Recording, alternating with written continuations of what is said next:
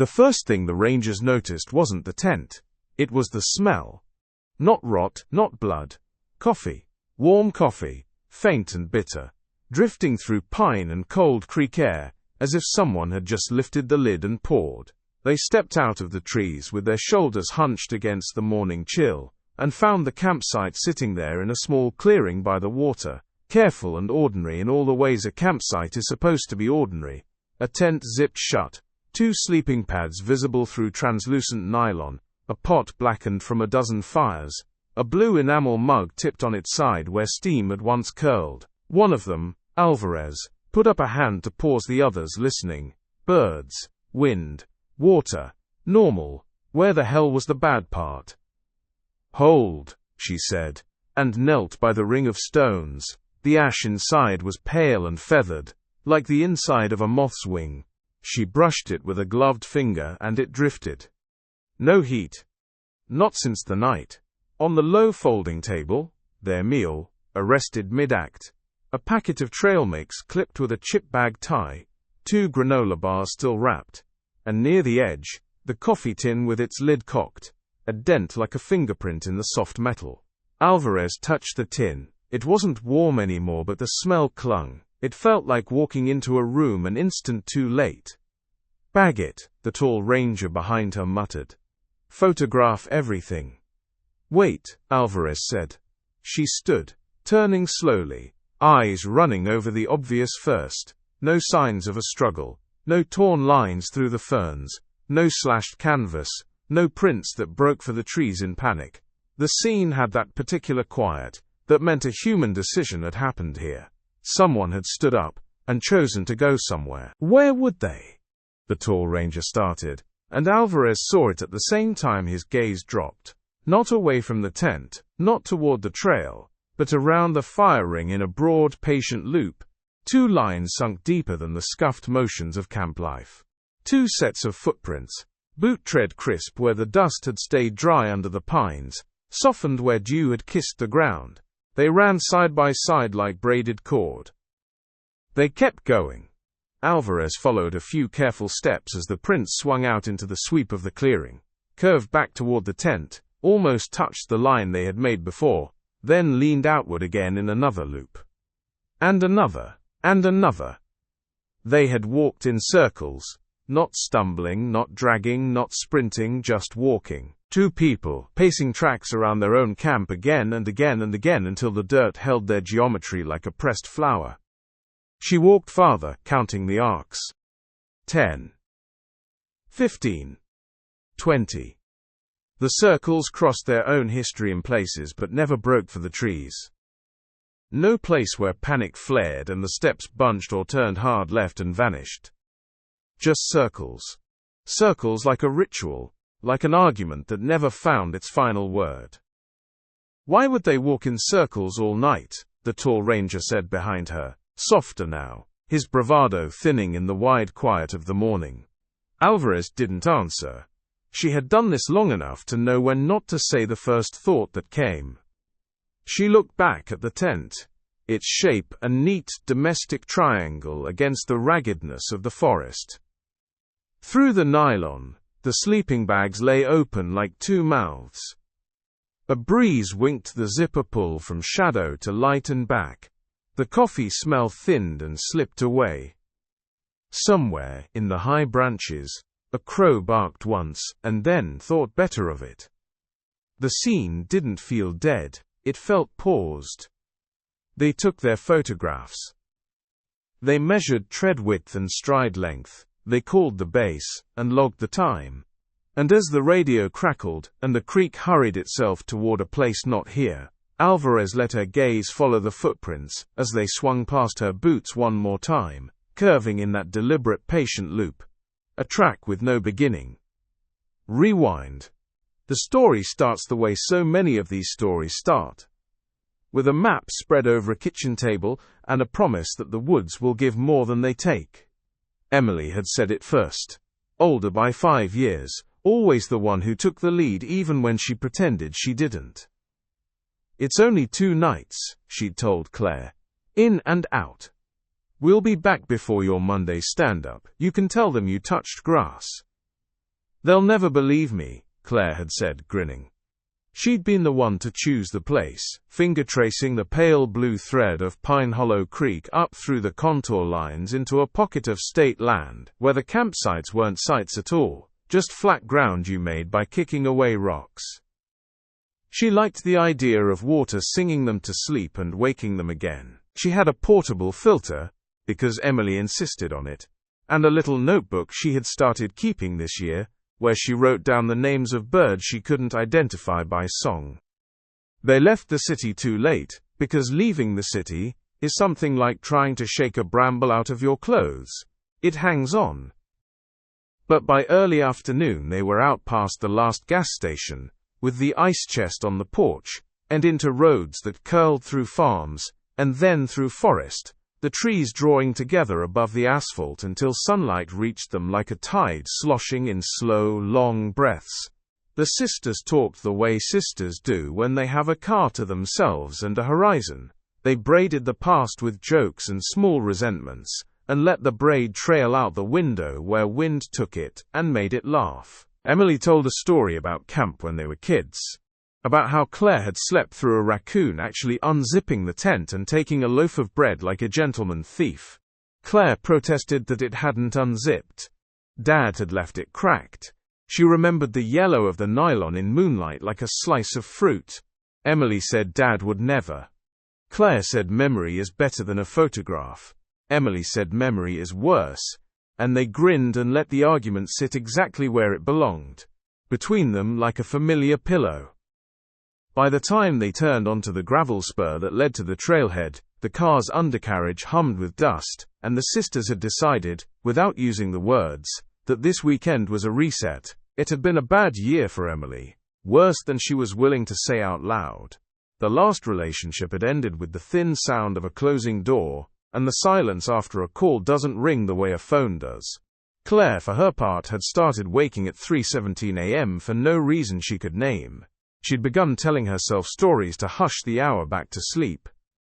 She had found that if she said, "It is the creek, it is the creek," the house settled its shoulders and let her breathe. £26, Emily said at the trailhead, hefting her pack with a kind of pleased ruthlessness that belonged more to the office than the woods. "What are you, 30? "23, Claire said. "You're carrying the filter and the stove." "I'm carrying civilization." They shouldered home on their backs, and walked into the green. Pine Hollow in October is a lesson in quiet extravagance. The path is a brown ribbon through drifts of leaves that crunch and give, the air a stitched thing of resin and cold, and the afterbreath of sun. The creek keeps you honest to your route, appearing and vanishing like a companion with short legs. The trail rose and fell, and Emily kept an even pace, the kind of cadence you can keep for a long time, while Claire darted to the edges for mushrooms and patterns in bark. She called out, delighted, when she found a perfect spiral of woodpecker holes ascending a dying ash. "Look, a ladder for ghosts." "Ghosts prefer escalators," Emily said. "Less strain on the sheet." They covered miles the way you cover a childhood, without noticing that they have become a countable thing. At one rise they stopped and looked back the way hikers always do, astonished that the world keeps being the world after you leave it. A red-tail scanned the canopy with the insolent unconcern of a billionaire.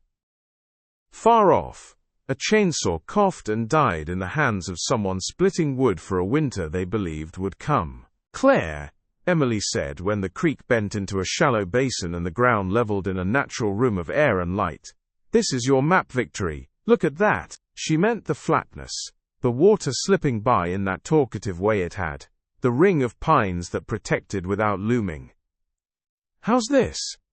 Claire closed her eyes the way she did sometimes, and let the place set itself inside her ear. "Yes," she said, "here." There was pleasure in the competence of building a temporary home. The tent went up quick in muscle memory. The stakes bit. The poles bowed and held. The nylon snapped with that satisfying handclap when they tugged it square. Emily oriented the door to face the creek because she likes to watch water wake first. Claire gathered fallen limbs that would burn clean, not the punky wood that smokes like nostalgia. They worked like a single animal, two halves of a habit that had grown up between them over road trips and holiday dinners, and the shared ledger of a childhood that had not always been kind but had been theirs. At dusk, the world hesitated on its hinge. That is one way to know you are far from the city. There is a moment when light pauses as if remembering a step in a dance, then leans hard into night. The sisters ate simple and good, noodles soft as speaking, a pan of mushrooms and garlic that snapped against their teeth and left a sweetness like apology. They drank from the enamel mugs because everything tastes better from enamel. This is one of the laws the woods enforce with a smile. Claire couldn't help herself. She told the story she had half sworn not to tell. "There's a thing people say out here," she began, and Emily rolled her eyes just a little, but the kind that means go on. "Voices. You hear your name where it couldn't be coming from, and if you answer, you get invited to a Kickstarter for a cryptid," Emily said. "Claire. I know it's dumb. It's just, people keep posting these in the local forums. Same pattern. The woods go quiet. Something calls your name like someone you love. And if you call back, it learns how you sound." Emily looked at the fire for a while. The flames were low enough now to show the bones of what burned. "What's it going to do with my voice? Hold it for ransom." "Use it," Claire said, too softly for teasing. "Use it to ask you to come a little closer. To make sure no one else comes." Emily tipped her mug and drained the last swallow. "Okay," she said with that practical finality the younger had always trusted. "We don't answer weird things in the night. We don't go chasing voices. And we don't tell Mum we even came." "Deal," Claire said, and held out her little finger in the ancient ridiculous oath. Emily hooked it. Night slid fully down. The creek had that silver-on-black sound it gets when the temperature drops. Far up the slope an owl sketched a question into the dark, and then erased it with its own wing beats. The sisters talked about nothing and everything. The neighbor with the haunted wind chimes. The time the basement flooded and their father laughed so he wouldn't swear. Whether you could pickle grapes. Claire imitated the owl poorly. Emily imitated Claire imitating the owl, which the jury found worse. They stacked their dishes, cooled the coals, and went to the creek to brush their teeth, where the water's whisper braided through the foam. Claire spat and watched the foam curl away like a messenger unsure of its orders. They crawled into the tent with their headlamps making little moons on nylon. The ritual of zippers and whispers felt like the closing scenes of a small theater's last show. Emily lay on her side facing the door. Claire lay on her back and watched the faint shadows of branches above them like a different sky. They said good night the way they always had when they were little.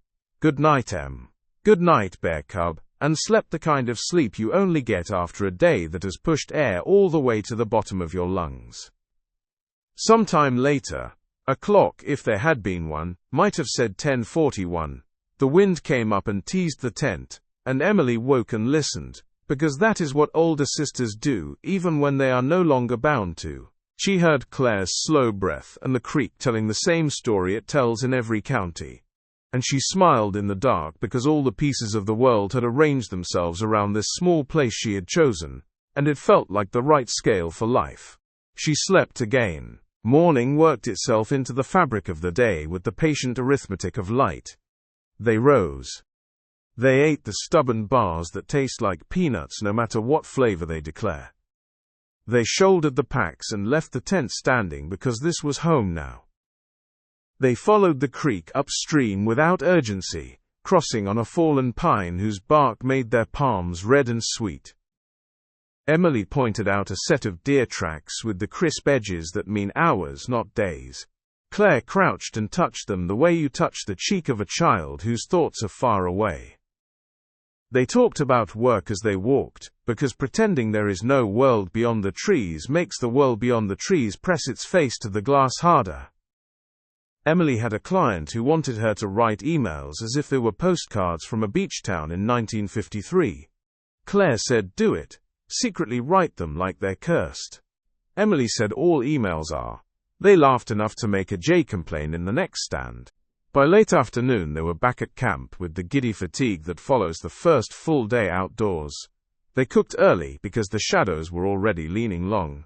Claire wrote a few lines in her tiny notebook about the way the creek snagged light and let it go. Emily stood with her hands on her hips and watched the smoke rise straight up into the still air and thought, quiet is not the absence of noise, but the presence of things that do not want anything from me. They were better to each other out here. It's a strange property of the woods that it can take two people who love each other and sand the words between them until they fit again. Emily realized she was, without saying it, sorry for the times she had tried to make Claire's tenderness harder so it would survive. Claire realized she was, without saying it, grateful for the way Emily's gravity had held the family in its orbit when the son was busy with other work. They didn't speak these truths, they ate them with their mushrooms and noodles, and that was enough. As dusk deepened, the temperature dropped in a visible way, the air sharpening, the world contracting to the little arena of firelight and the creek's visible silver. Claire threw a pine cone into the coals, and it popped like a timeline branching.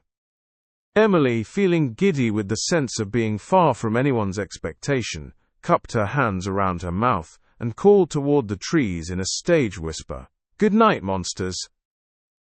It wasn't a challenge exactly, it was a joke tossed into the shadows so that the shadows could toss it back. Claire groaned and laughed, "You're impossible." The woods absorbed the words as woods do. Somewhere a small thing went about its small business in the leaf litter. The creek went on being always now. The evening leaned into night the way a tired person leans into a doorframe. The sisters banked the fire, covered the pot, zipped the tent. The moon, more suggestion than object, laid a faint geometry over the clearing that turned everything into its most archetypal version: tent, tree, rock, sisters. The sense that the world is a story you can read if you pay close enough attention was strong here. It had been strong the whole trip, and it had been kind.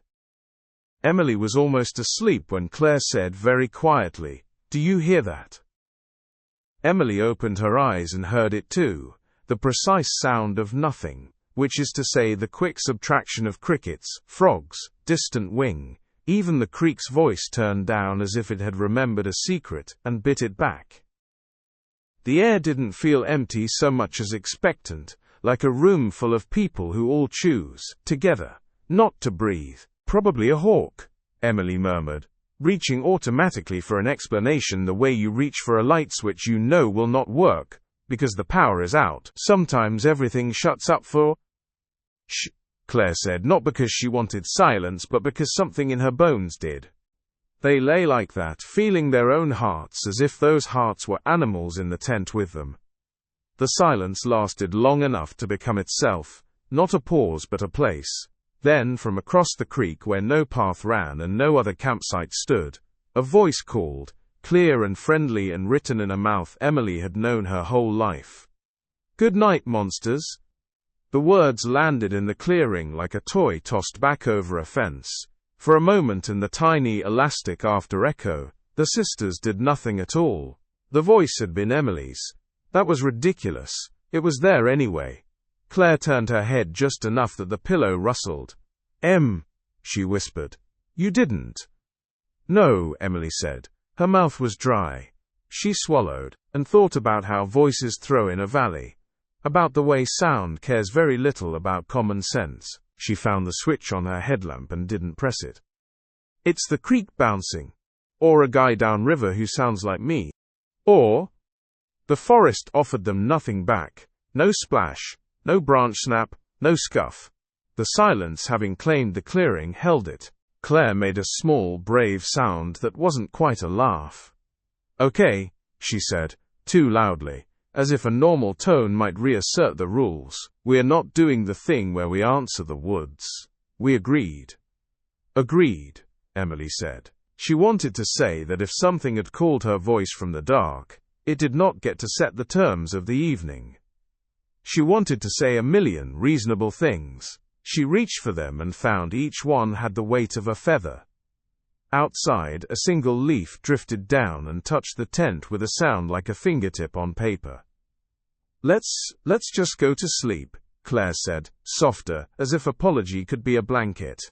Emily nodded, a motion that only the air inside the tent could see. They lay in the silence and let it settle on them the way dust settles on a shelf, in a house no one lives in anymore. The creek, cowed or careful, spoke quieter than a whisper. They would think about the coffee in the morning. They would think about the map and the route out. They would think about phone batteries, and the way sunlight could make a superstition into a story you tell with a smile. But for now they lay very still and listened to a night that seemed to be listening back. Somewhere in the branches a thing with a beak decided not to call. The tent's fabric gave the tiniest sigh where it curved between poles. Claire's breath, slow and careful like someone trying not to wake a sleeping child, stitched the minutes together. Emily watched the suggestion of the door zipper's shadow, like it could tell her the time. And in that long, thin hour between sense and sleep, at the exact distance where creeklight stops and the trees begin, something that knew both their names waited to see which one would speak first. The first call came just after dusk, when the sisters were crouched at the creek, filling their bottles and pots before night fully claimed the forest. The last threads of sunlight clung to the tree line, painting the trunks in bruised shades of purple and gray. The air was cooling fast, and the shadows stretched across the ground like fingers reaching for them. Claire dipped her bottle into the water, watching the ripples spread out and bend the reflection of her face. That's when she heard it. Claire! Her head jerked up. The voice came from across the creek, from somewhere among the blackening pines. She froze, half crouched, water dripping down her sleeve. The thing was, it was Emily's voice. Not just close, exact. Same pitch, same inflection, the way her sister said her name when she was annoyed. But Emily was right beside her, kneeling with the lantern, pouring water into their cookpot, humming under her breath. Claire's mouth went dry. "Did you?" she began, her voice too thin. Emily looked up, brows furrowed. "Did I what?" The air between them felt charged, waiting. The creek's burble seemed muted now, dampened somehow, as if a blanket had been thrown over the world. "Say my name," Claire's whisper cracked. Emily blinked. "No, why?" Claire's hand trembled, sending ripples through the water. She forced a laugh, but it died in her throat. "I swear I just heard you, over there." She nodded across the creek, toward the tree line where the underbrush was already swallowing the light. Emily stood, lantern swinging, casting jittery shadows across the mossy stones. "You're spooked," she said, but her voice wasn't steady either. Sound carries weird in valleys like this. Could have been an echo. "No," Claire said. Her eyes never left the opposite shore. "That wasn't an echo. It was you." For a moment both sisters stared into the trees, waiting for something to move, a branch to sway, a shadow to detach itself and step forward. But nothing did. The forest just sat there, bloated with silence. Finally, Emily exhaled through her nose. "Let's just get back to camp." She picked up the pot and started walking, her boots crunching on the damp leaves. Claire followed, but her skin prickled the whole way. She felt exposed, like the forest had turned its face toward them and was watching every step. Back at camp, they tried to brush it off. Emily cooked while Claire built the fire higher, letting the flames chase the shadows back into the trees. They ate in silence, each pretending to be more relaxed than they were. By the time the food was gone, the stars had climbed high, sharp and cold above the black canopy. Emily cracked open their instant coffee tin. "Want some?" she asked. Claire shook her head. "No, I'll never sleep." Emily smiled faintly. "Might not sleep anyway." Claire shot her a look, but the attempt at humor eased something between them. For a while they talked quietly about home, about work, about stupid things their parents used to say. The fire snapped and popped. Normal sounds. Comforting sounds. Then Emily heard it. Claire. Her heart lurched. The voice came from behind the tree line, smooth and unmistakable, her own voice, calling her sister's name. She turned sharply, staring into the shadows. Claire followed her gaze, pale already, as though she'd expected it. "Did you hear?" Emily began. Claire cut her off. "I told you." The forest had gone silent again. No insects, no owls, not even the sigh of wind through the branches. The quiet was so complete it pressed against their eardrums, making every heartbeat feel like a drum. Emily swallowed hard. "Sound carries weird, remember?" But even as she said it, she knew. That hadn't been echo. That had been her. Or something wearing her voice. They sat frozen by the fire, both afraid to speak, afraid that anything they said might come back to them from the woods. Finally, Claire broke the silence. "Hello," she called softly, barely more than a whisper. The reply came seconds later. "Hello." Same tone, same inflection, but from deep in the forest, where no one should be. Claire gasped, clapping a hand over her mouth.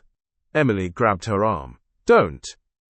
But Emily's own voice cut across her words.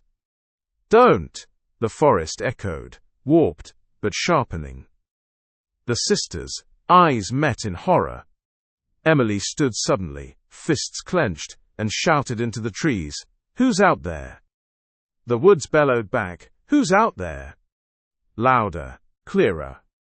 It wasn't just repeating now, it was learning. Claire's eyes brimmed with tears. "It's us," she whispered. "It's not us," Emily snapped, though she sounded less sure than she wanted. But the forest answered anyway. "It's us," it whispered. "Perfect." For the next half hour, the game continued. Every word they spoke came back to them, first warped and delayed, then sharper, then exact. The echoes stacked on top of one another, whispers, shouts, sing-song tones, all in their voices. Claire whispered, "Emily," into her hands. From the darkness came her own perfect voice. "Emily?" Emily tried clapping instead, a sharp crack of her palms. Seconds later, the clap returned. Not one, but three. Overlapping. Too precise. When Emily laughed nervously, the sound came back in distorted giggles that twisted into shrieks. Their own selves were haunting them, multiplied. At one point Emily shouted, "Stop it!" And from the trees dozens of Emilys screamed back, "Stop it! Stop it! Stop it!" Until the words bled together into a wall of sound. The fire guttered low. Claire's breathing hitched. "Pack up," she hissed. "We can't stay here." Emily hesitated. "If we run now, we'll get lost. That's worse." "They already know we're here," Claire whispered. "It doesn't matter where we go." But when she said it, the woods answered in overlapping voices, both hers and Emily's. "It doesn't matter where we go." Claire covered her ears, trembling. They retreated into the tent at last, the nylon walls flapping as they zipped themselves inside. Their flashlights threw shaky beams that cut across their gear. The sisters huddled close, clutching the lights like lifelines. Outside, the fire sputtered into nothing, and true darkness settled over the camp. At first, there was nothing but silence, a terrible, heavy silence. Then the mimicry began again, from just outside the tent walls, in perfect unison. "Don't talk." Claire froze, realizing she hadn't spoken. It had. Emily whispered anyway, almost to herself, "Don't talk." And the voice came again, exactly matched, like a mirror held up to her lips. "Don't talk." The mimic was no longer delayed, it was speaking with them, word for word, instant, and exact. Claire started to sob quietly, muffling herself in her hands. For a moment it seemed like she was silent enough. But then, outside the tent came the sound of soft, broken sobbing. Hers, echoed perfectly. The sobbing multiplied. First one, then two, then a dozen Claires crying in the forest, overlapping, drowning out the night. Emily clamped a hand over her sister's mouth, tears streaming down her own cheeks. "Don't," she mouthed. But from outside, dozens of voices whispered back, "Don't, don't, don't." The sound began circling the tent, clockwise. Step, voice, step, voice. As though something was pacing around them, wearing their voices like masks. The voices circled the tent, a carousel of sound. Claire could hear her own breath doubled, tripled, magnified, until it wasn't just hers anymore. Every hiccup of fear she let slip was thrown back at her in perfect, merciless imitation. Step, voice. Step, voice. Emily gripped the flashlight so tight, her knuckles whitened, the beam jittering across the nylon walls. Each time it passed, Claire swore she saw the faintest bulge, as if something pressed gently against the tent, always just out of sync with the light. "Stop it," Emily whispered. The forest roared back. "Stop it! Stop it! Stop it!" Dozens of Emilys, screaming, whispering, chanting in unison until the tent seemed to vibrate. Claire clutched her ears. "Please," she sobbed. "Please," the forest begged, her own voice layered over itself, each repetition growing more frantic. "Please, please, please." Then silence. The sudden absence of sound was worse than the noise. The quiet pressed in, thick and suffocating. Claire realized she could hear her own pulse hammering in her temples. She whispered, "Emily, I can't." And the words cut off in her throat as they came back instantly, perfectly, from a breath away. "Emily, I can't." Right outside the tent wall. They both held still, paralyzed. Another whisper, not theirs this time but something between them. A low murmur, perfectly synchronized, as if two voices were speaking from the same throat. "Come out." Claire shook her head violently, tears streaking down her cheeks. She mouthed, "Don't answer."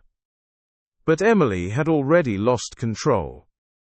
"What do you want?" she demanded, her voice cracking. The reply came instantly. "What do you want?" Her words, but multiplied. Overlapping, cascading, shouted and whispered and moaned until the question became meaningless. Claire clamped her hands tighter over her ears, rocking back and forth. The voices laughed. Their laughter. Emily's laugh, Claire's giggle, warped and stretched, weaving together into something too big, too wrong. The sound moved around the tent again. Step, laugh, step, laugh. The ground outside crunched with every footfall, precise and deliberate. Emily fumbled for her pack. The light. Extra batteries. She ripped the zipper open. The sound was echoed instantly outside. Zip. Zip. Zip. The same sound repeated by invisible hands. Emily froze. She had the batteries in her palm, but her hands shook so badly she dropped them. They rolled across the floor. Outside she heard them too. Faint clinks and rolls, perfectly imitated. Claire whimpered. And from outside came a chorus of whimpers. Dozens of Claires crying softly in the dark. The mimic wasn't just repeating them anymore, it was multiplying them, filling the forest with 1,000 false selves. The air inside the tent grew heavy, as if the oxygen were being pulled away. Every breath felt shallow, ragged. Claire pressed close to her sister. "We can't stay in here," she whispered. Emily shook her head. "And go where? It's everywhere." Their whispers were thrown back instantly. "And go where? It's everywhere." Claire's sobs grew louder. "Shh," Emily begged. The forest hissed back. "Shh, shh, shh, shh." The sound tightened, coiling like a snake around the tent. Then came the footsteps again, deliberate, measured, moving in perfect circles. Step, step, step. Emily's flashlight sputtered once, then died. The beam cut out with a pop, plunging them into blackness. Claire fumbled for hers. It flared weakly, then flickered, and dimmed. The batteries drained in seconds, as though something was feeding on them. Darkness. Total. Claire's teeth chattered. It's killing the light. Her own words swarmed back from the woods. It's killing the light. Dozens of Claire's chanting, overlapping, suffocating her own voice. Emily snapped. "Shut up!" she screamed. The forest erupted. "Shut up! Shut up! Shut up!" Their voices thundered back, warped into something monstrous. The nylon walls of the tent suddenly bowed inward as though pressed by unseen hands. The sisters scrambled back, but the pressure followed, fingers dragging along the fabric, mapping their outlines. Claire stifled a scream. Her scream still came anyway, from outside, long, piercing, animal. She clamped her mouth shut. But it came again. And again. Until the forest was filled with the sound of Claire's own shrieking, echoing from every direction. Emily tried one last desperate trick. "Nonsense," she hissed. "We'll confuse it, just don't make sense." She shouted into the dark, "Banana chair Sky River." The words were immediately parroted back, perfect in tone, pitch and rhythm. "Banana chair Sky River." Claire screamed, "It's not working." The forest screamed back, "It's not working." Perfect. Precise. The mimicry no longer lagged, it wasn't delayed, it was instantaneous. Then, for the first time, something new. The sisters sat frozen as the voices fell quiet, silence crashing down like a dropped curtain. And then, in both their voices at once, Claire's tone layered perfectly over Emily's. The words came from just outside the tent flap. "Let us in." The words hung in the air, unnatural in their harmony, vibrating against the nylon like a physical force. Claire covered her mouth, shaking her head violently. Emily whispered, "No." The forest whispered back, "No." And then louder, "No." The tent bulged inward, the seams groaning. The fabric tore with a screech as unseen claws raked through, leaving long, curling gashes. The sisters screamed, their own voices doubling back instantly, echoing across the forest until their terror filled the entire night. The laughter came again, higher this time, layered with sobs and shrieks, the sound of themselves, multiplied beyond recognition, drowning in their own voices. The tent walls collapsed inward, the zipper shuddered as if pulled by invisible hands, cold night air poured in. Their final screams, identical, doubled, endless, tore through the forest, echoing back, long after the tent fell silent. By midnight, the forest was no longer a place of trees, shadows and soil. It had become a chamber of voices. The tent sat like a tiny island in a sea of sound. And every inch of that sea was filled with the voices of Claire and Emily. It began with whispers, fragile and fluttering like dry leaves brushing each other in the dark. Claire drawn out, fragile, almost pleading. Then, as though some invisible hand was turning the volume higher, the voices grew bolder, sharper, filling every crack between the trees. Now they were surrounded. Whispers became murmurs, murmurs became chants, chants became shouts. A chorus of Emily's and Claire's, multiplied 100-fold, rose and fell in the night air. The voices overlapped, sometimes in unison, sometimes staggered. One Claire would sob. One Emily would giggle. Another Claire would mutter, "Help me," while yet another Emily hissed, "Get out." The sisters sat pressed against each other in the collapsing space of the tent, hands clamped over their ears, but it didn't help. The voices weren't just outside anymore. They were inside. Inside the tent. Inside their heads. Inside their very bones. Claire squeezed her eyes shut, rocking back and forth. "Stop it," she whispered, her voice breaking. "Please stop it." Instantly the forest roared it back. "Stop it! Please stop it!" Hundreds of voices, screaming her words with manic intensity, until her whisper sounded like a 1,000-person crowd shrieking in perfect imitation. The sound battered against her skull until she sobbed uncontrollably, her throat raw. Emily shook her head violently, her hands trembling as she pressed them over her ears. "It's not real," she gasped. "It's not real, it's just—" The forest cut her off. "It's not real, it's just—" Her own words spat back at her from every direction, mocking, relentless. The sisters huddled together, the nylon walls pressing in like a coffin. Every word, every gasp, every sob, every ragged breath was amplified and multiplied, until they could no longer tell what was theirs and what belonged to the thing outside. And then, just as suddenly as it had begun, it stopped. The silence that fell was deeper than anything they had felt all night. It was so absolute it hurt, pressing on their eardrums until they thought their heads might burst. Emily dared to open her eyes. Claire was staring at her, wide-eyed, tears streaking her dirt-stained face. For the briefest moment, they almost believed it was over. Then came the voice. Not one, not a chorus, but both, together. Claire's and Emily's voices layered perfectly, speaking from just beyond the thin nylon. "Come with us." The words slid into the tent like a knife through canvas. Claire shook her head frantically, whispering, "No, no, no!" But Emily's hand shot out and clutched hers tight, bone-white knuckles digging in. The tent walls bulged inward, pressing against them, first in one spot, then another. Dozens of invisible hands pushing, probing, stroking the fabric. The seams groaned, stretching under impossible pressure. Claire screamed. Emily joined her. And at once, the forest became a hurricane of their screams.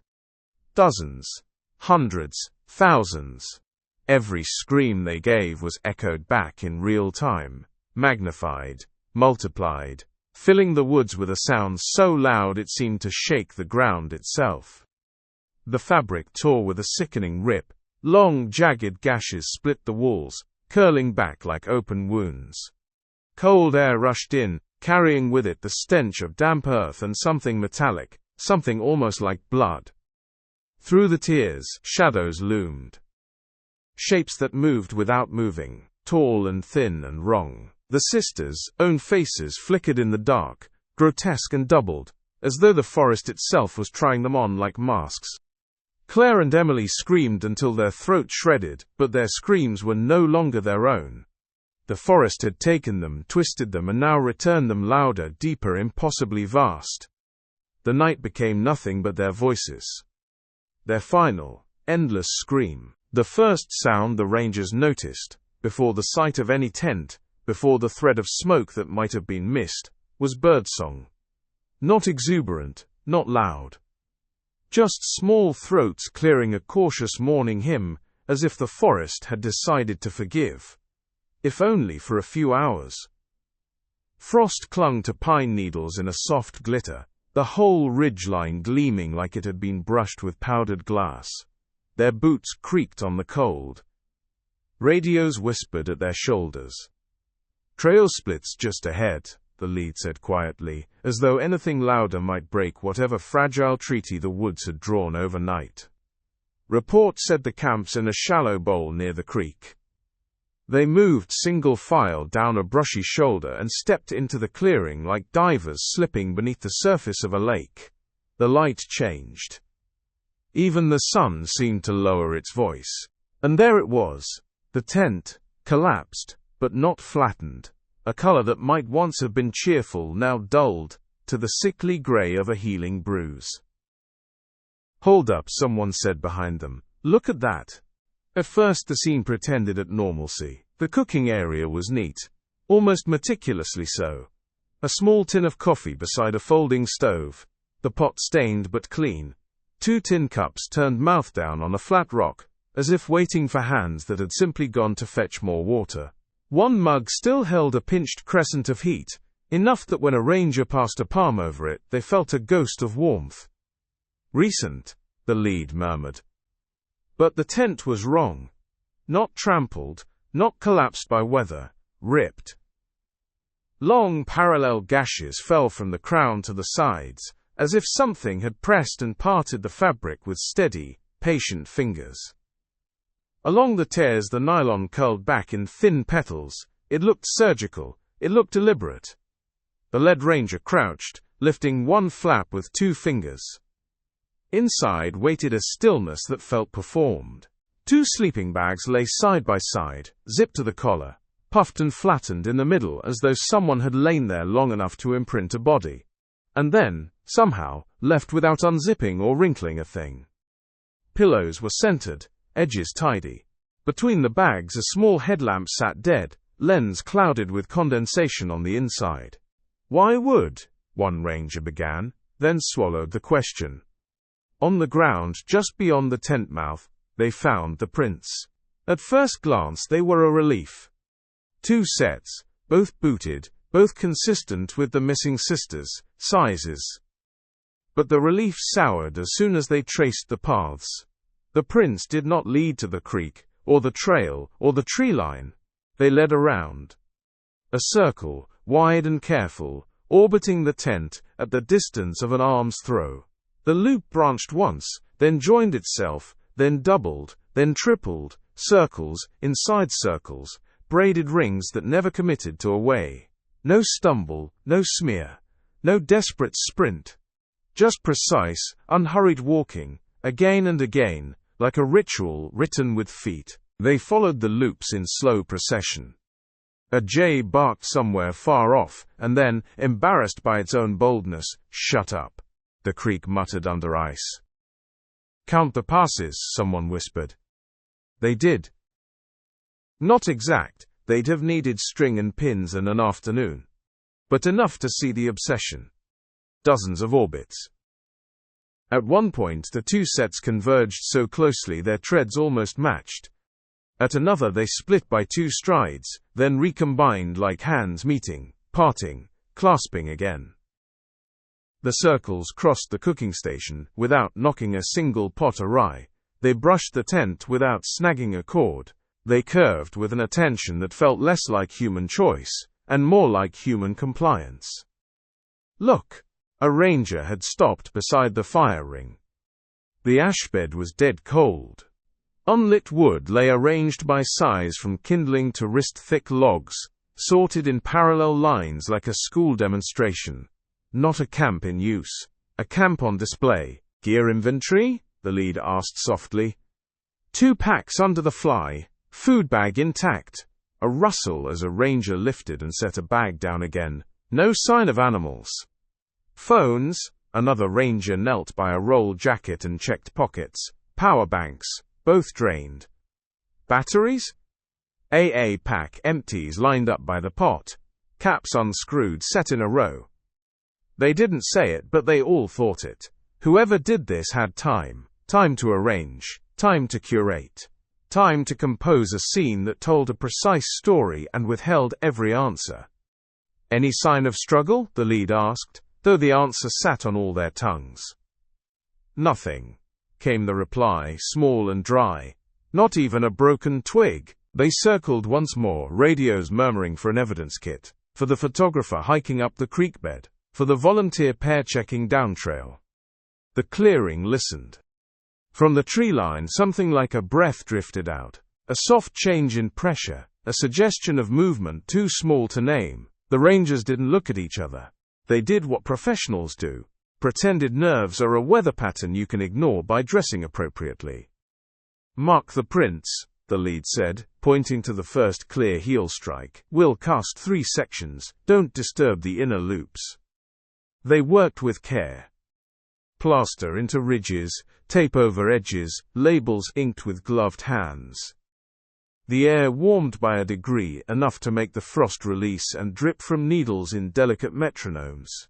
The forest, apparently satisfied with their choreography, allowed a finch to practice 2 notes and a squirrel to scold bravely from a trunk. Sound returned in increments, as though granted. "Coffee's warm but the fire's cold," one ranger murmured, more to himself than anyone.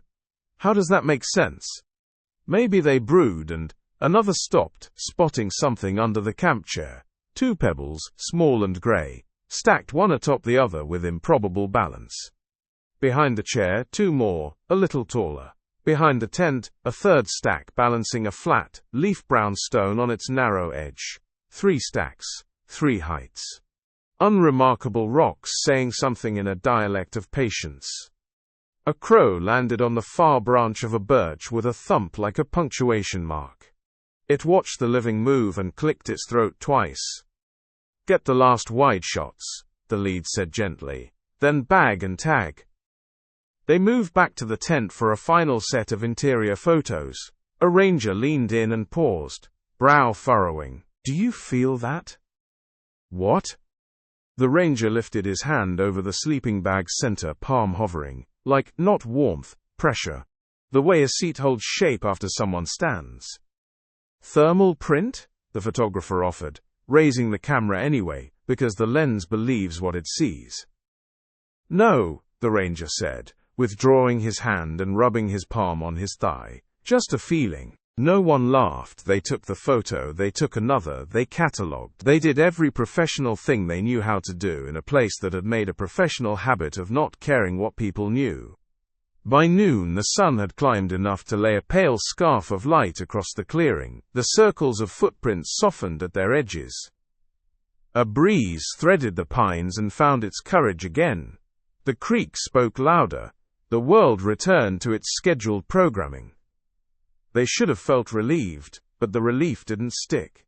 It slid off the clearing like water off oiled cloth. The lead capped a marker and stood, scanning the tree line one last time, as if the forest might be polite enough to hand back what it had borrowed. "All right," they said. "We're not getting more today. We'll post a perimeter and bring the dogs in the morning." They shouldered packs. Radios clicked final check-ins.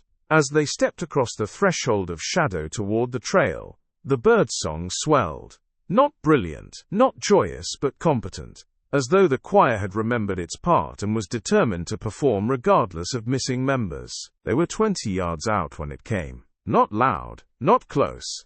Just a thin transparency of sound that slipped through the needles like a rumor. Laughter. Not the laugh of a joke told badly, or a story told well, but the involuntary startle of 2 people who have been surprised by each other and then surprised again. Claire's laugh, Emily's laugh, overlapped and doubled, braided into a single thread that caught on bark, and held there a second longer than it should have. The rangers stopped as one organism. No one turned, no one spoke. The laugh faded like breath on glass, leaving only a cool oval of silence where it had been. "Wind," someone said, "because someone always has to say something." "Yeah," another agreed, grateful for the easy lie. They continued down the trail, their footfalls moving from duff to gravel to the honest crunch of human presence departing. Behind them, the clearing breathed out. The tent's loose flaps whispered together. Ajay decided it was safe to be bold again and yelled at a hawk that wasn't there. In the prints that circled the camp, and circled, the shallow edges blurred as sunlight softened the frost. The 2 braided paths loosened into suggestion. By late afternoon they would read as nothing certain. By morning they would be gone. But if anyone had stood very still, midway between the tent and the creek, and tilted their head at just the right angle, they might have heard it again, faint as a private memory. 2 voices, perfectly matched and perfectly wrong, practicing the shape of names they already knew by heart. "Claire," said the woods, almost fond. "Emily," said the woods, almost patient. Then only water, only wind. Only the ordinary courage of small animals, performing their mourning. Only a place returning to itself, as it does, as it always will, until dark.